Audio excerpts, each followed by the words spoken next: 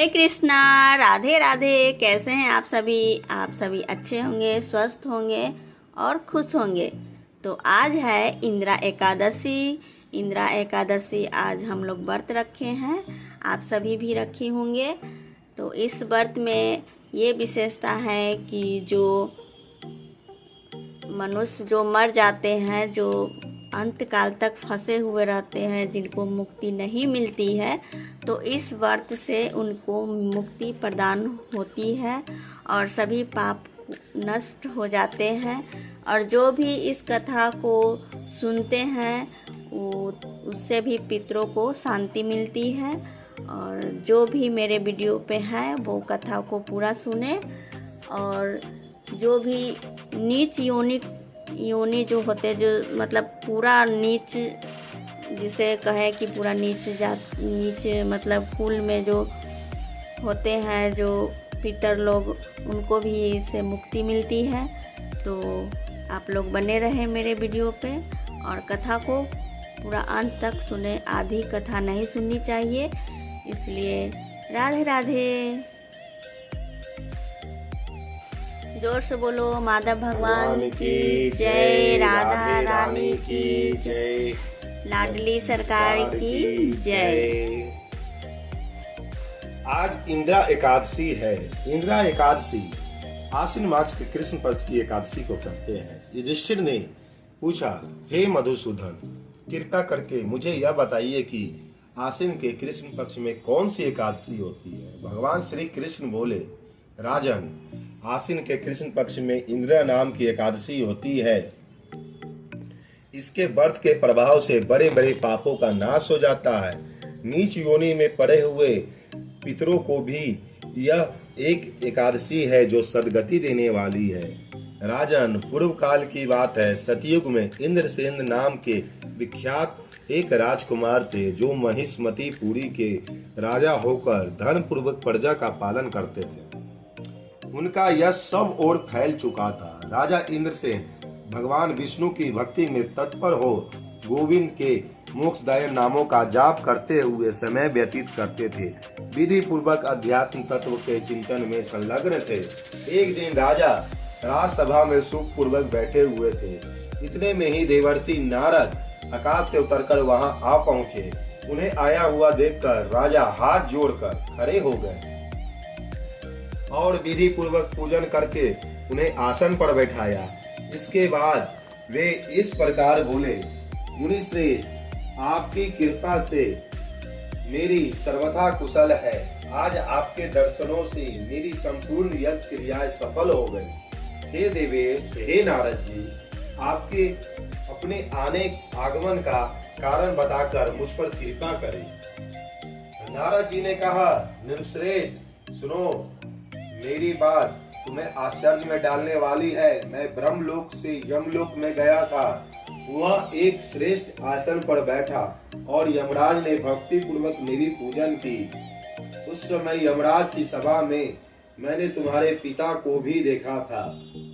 वे व्रत भंग के दोषों से वहां आए थे। राजन, उन्होंने तुमसे कहने के लिए यह संदेश दिया है, उन्हें सुनो। उन्होंने कहा है, बेटा, मुझे इंदिरा एकादशी के व्रत का पुण्य देकर स्वर्ग में भेजो। उसका यह संदेश लेकर मैं तुम्हारे पास आया हूँ। राजन, अपने पिता को स्वर्गलोक की प्राप्ति कराने के लिए इंदिरा एकादशी का व्रत करो। राजन ने पूछा, भगवान, कृपया करके इंदिरा एकादशी का व्रत बताइए। किस पक्ष में, किस तिथि को और किस विधि से यह व्रत करना चाहिए। नारद जी ने कहा, राजेंद्र, सुनो, मैं तुम्हें इस व्रत की शुभ कारक विधि बतलाता हूँ। आश्विन मास के कृष्ण पक्ष में दशमी के उत्तम दिन को श्रद्धा युक्त चित्त से प्रातः काल स्नान करो। फिर मध्य काल में स्नान करके एकाग्रचित हो एक समय भोजन करो। रात्रि में भूमि पर सो। रात्रि के अंत में निर्मल प्रभात होने पर एकादशी के दिन दातुन करके मुंह धो। इसके बाद भक्ति भाव से निम्नलिखित मंत्र पढ़ते हुए उपवास का नियम ग्रहण करो। अद्य स्थित्वा निराहारा सर्वभोग विवर्जिता सबो भक्षिये पुंडलीकाक्षाय शरणम में भावच्युत्य। अर्थात कमल नयन भगवान नारायण, आज मैं सब भोगों से अलग हो निराकार रहकर कल भोजन करूंगा। अच्युत्य, आप मुझे शरण दे। इस प्रकार नियम करके माध्य काल में पितरों की प्रशंसा के लिए सालग्राम शिला के सम्मुख विधि पूर्वक श्राद्ध करो और तथा दक्षिणा से ब्राह्मणों का सत्कार करके उन्हें भोजन कराओ। पितरों को दिए हुए अन्नमय पिंड को सूंघकर गाय को खिला दो और फिर धूप और गंध आदि से भगवान हरिकेश का पूजन करके रात्रि में उनके समीप जागरण करो। तब पश्चात सवेरा होने पर द्वादशी के दिन पुनः भक्ति पूर्वक श्री हरि का पूजन करो। उसके बाद ब्राह्मणों को भोजन कराकर भाई बंधु नाती पुत्र आदि के साथ स्वयं मौन होकर भोजन करो। राजन, इस विधि से आलस्य रहित होकर यह व्रत करो। इससे तुम्हारे पितर भगवान विष्णु के वैकुंठ धाम में चले जाएंगे।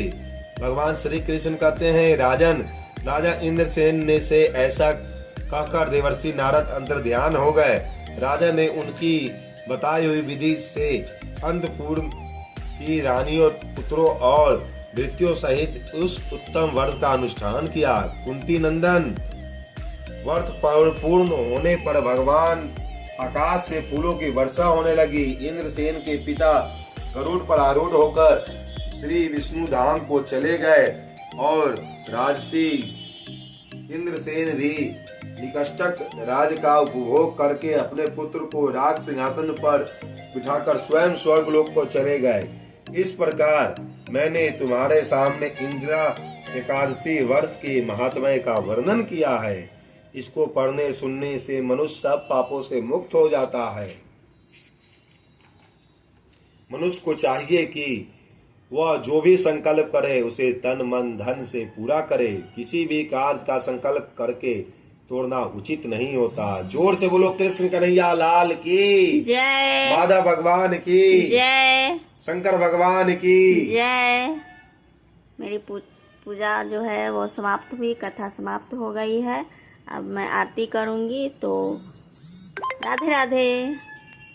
हरे कृष्णा कृष्णा कृष्णा हरे हरे।